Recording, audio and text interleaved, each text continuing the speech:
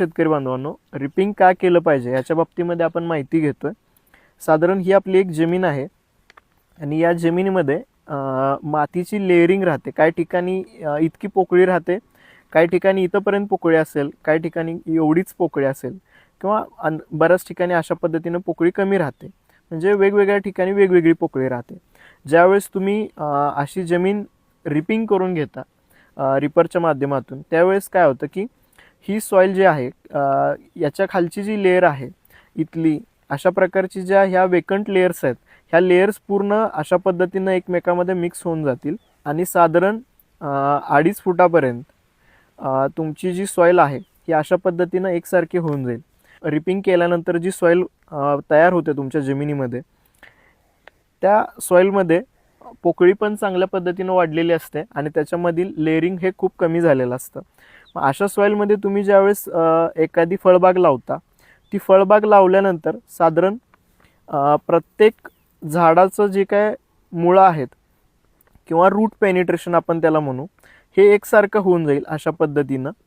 आणि हे ज्यावेळेस एकसारखं असेल त्यावेळेसच तुमचे जे काय प्लांट्स आहेत हे वरती एकसारख्या पद्धतीनं काम करतील. कारण फळबागांमध्ये 80% तुमच्या प्लांटचं जे स्टोरेज आहे हे साधारण रूट्समध्ये राहतं आणि अशा पद्धतीनं रूट्सचे ज्यावेळेस आपण एरिया वाढवतो, कारण बऱ्याच लोकांनी काय केलं, डेन्स प्लांटेशन आणलं, म्हणजे खूप जवळजवळ झाडं लावलीत आणि त्याला रूट पेनिट्रेशनला जागा मिळाली नाही आणि डेन्स प्लांटेशनमुळे काय झालं की प्रत्येक प्लांटमध्ये स्टोरेज खूप कमी राहिलं आणि अशा ठिकाणी तुम्हाला जे काय एक्सपेक्टेशन्स आहेत त्या प्लांटकडून किंवा तुम्हाला ज्या अपेक्षा आहेत त्या पूर्ण होत नाहीत.